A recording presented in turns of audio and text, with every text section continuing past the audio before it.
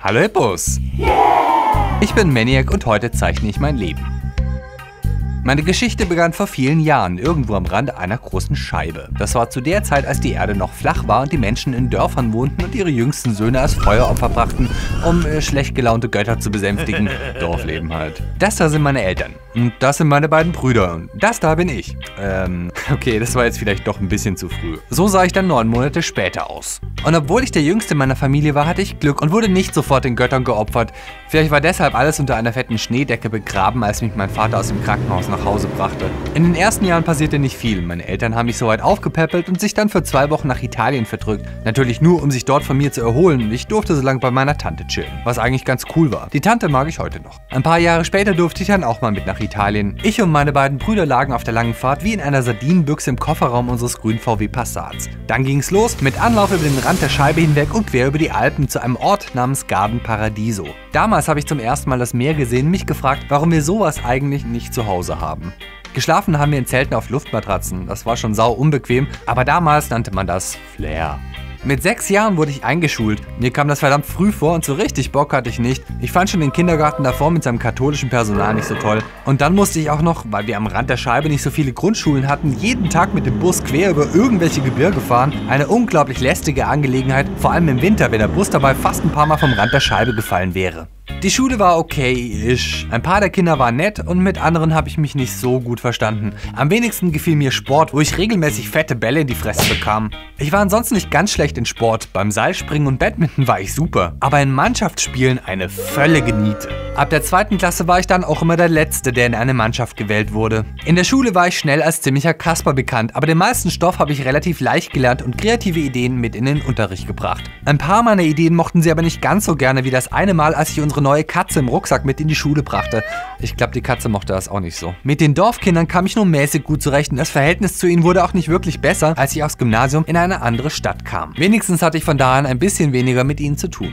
In der neuen Schule lernte ich erstmal eine ganze Menge neue Leute kennen und spannende Fächer wie Englisch und Biologie. Auf andere wie Mathe und Sport hätte ich dagegen gerne verzichtet. 2 Jahre später kam dann auch noch Latein dazu, was ich überhaupt nicht lernen wollte, sondern lieber Französisch, aber meine Eltern fanden Latein viel sinnvoller.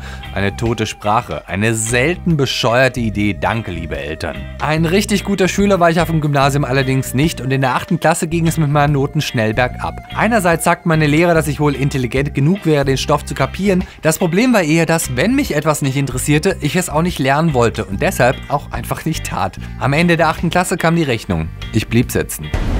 Die folgenden Jahre waren meine persönliche Hölle. Die 2. 8. Klasse bestand zu 80% aus absoluten Arschgeigen und der Rest Mitläufer. Hinterfotzige, arrogante Wichser, denen es nur darum ging, einander und andere Mitschüler fertig zu machen. Ich als Neuer war das Hauptziel. Sie begannen damit, mir ätzende Spitznamen zu geben, fingen an, mich nachzuäffen, verhöhnten mich mit Sprechchören und drohten mir sogar mit Prügeln. Manchmal drohten sie nicht nur, sondern machten es einfach. Das war die Zeit, in der ich mich wirklich ziemlich weit weg gewünscht hätte. Meine Eltern schlugen vor, dass ich aufgrund der Noten, die immer noch nicht viel besser waren, die Schule einfach abbrechen sollte, um eine Lehre zu beginnen, aber das wollte ich nicht. Die Schule war schon schlimm genug und jetzt auch noch ins Erwachsenenleben? Seid ihr bescheuert? Ich schlug mich tapfer durch und konnte meinen Lernwiderwillen einigermaßen im Zaum halten, auch weil ich dann noch ein paar Dinge fand, die ich an der Schule mochte. Zum Beispiel die Schülerzeitung, die ich zusammen mit Freunden vor der Auflösung rettete. Als ich dazu kam, war sie ein 16-seitiges, schlecht fotokopiertes Schwarz-Weiß-Blatt, aber mit unserem Engagement machten wir ein 250 Seiten starkes Magazin mit Vollfarbcover daraus, mit dem wir sogar ein paar Preise gewannen.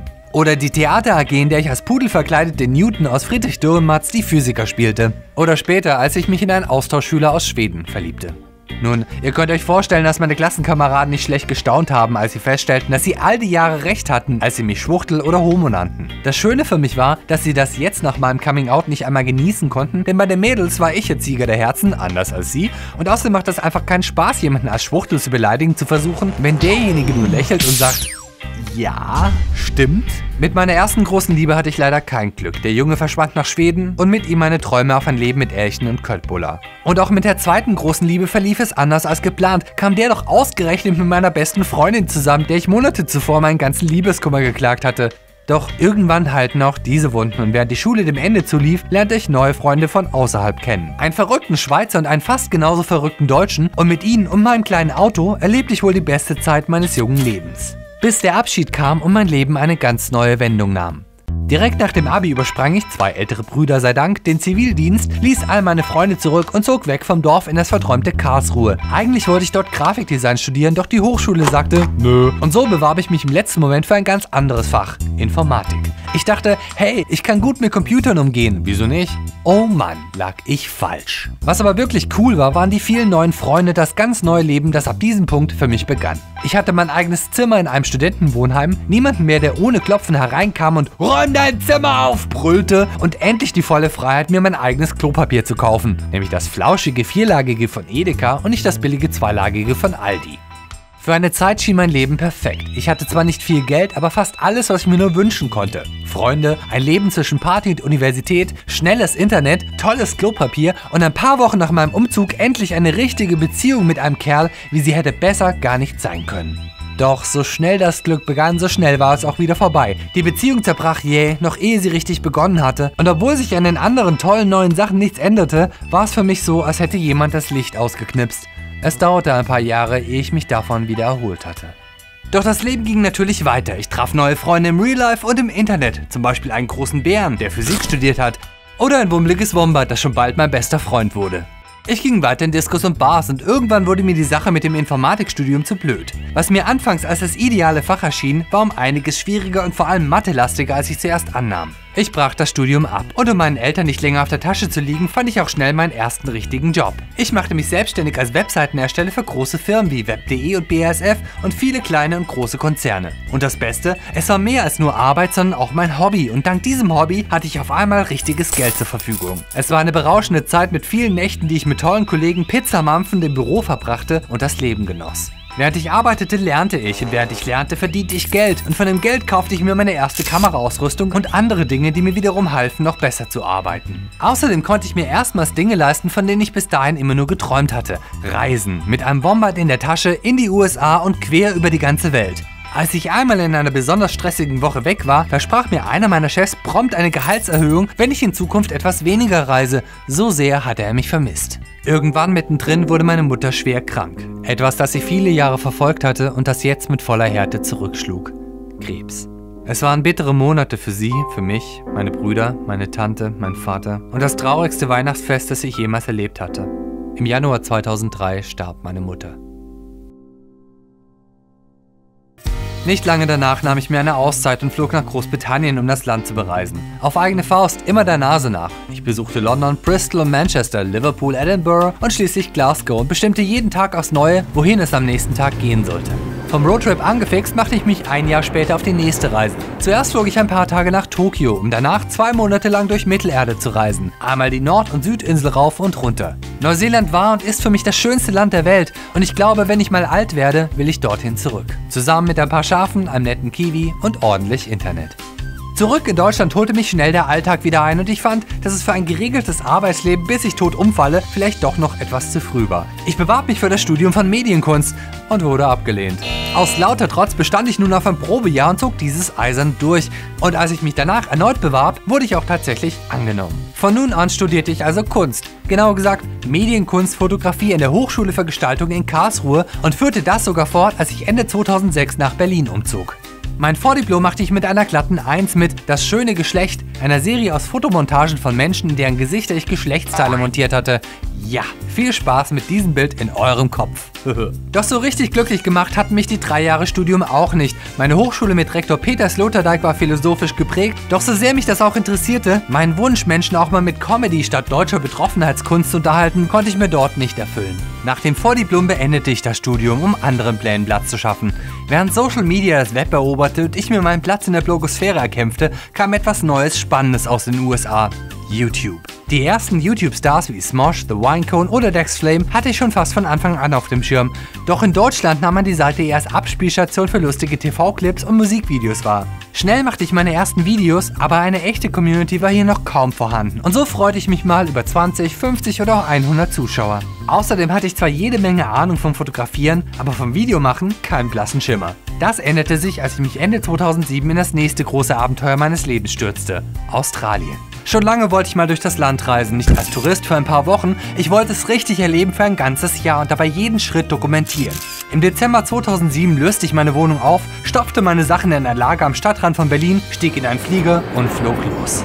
Als Zwischenstation war ich in Thailand, wo ich 3 Wochen von Norden nach Süden zog und mich nur von Luft und Kokosnüssen ernährte. An Weihnachten flog ich schließlich nach Australien, nach Sydney, wo ich zunächst einige Wochen blieb und mir einen neuen temporären besten Freund besorgte: mein Auto Charlie. Charlie war ein silbergrauer Stationwagen, ein Ford Falcon mit mehr als 280.000 Kilometer auf dem Tacho und mein treuer Begleiter. Tagsüber fuhren wir durch die einsamen Steppen des roten Kontinents und nachts schliefen wir an Straßenrändern, ich in seinem Kofferraum. Wir erlebten zahlreiche Abenteuer, kämpften gegen Pannen und mit den Nerven, als Charlie aufgebrochen und meine halbe Ausrüstung aus dem Kofferraum gestohlen wurde.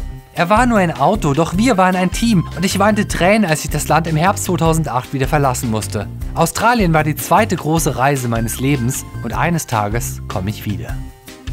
Die Rückkehr nach Deutschland war ein Mix der Emotionen. Ich hatte Berlin mehr vermisst, als ich mir unterwegs eingestehen wollte, aber jetzt, als ich zurück war, vermisste ich Australien und die Freiheit noch viel mehr. Gleichzeitig hatte ich mit den Nachwirkungen meiner langen Auszeit zu kämpfen. Da ich die Reise auf Pump finanziert unterwegs kaum gearbeitet hatte, konnte ich mir nun eine Weile keine großen Sprünge mehr leisten. Fast 3 Jahre zahlte ich ab, bis ich 2011 endlich wieder frei von Schulden war. Währenddessen fing mein YouTube-Kanal an, immer schneller zu wachsen. Das Videomachen hatte ich in Australien ja inzwischen gelernt und mein 3-Minuten-Video über meine Reise Down Under verbreitete sich rasend schnell.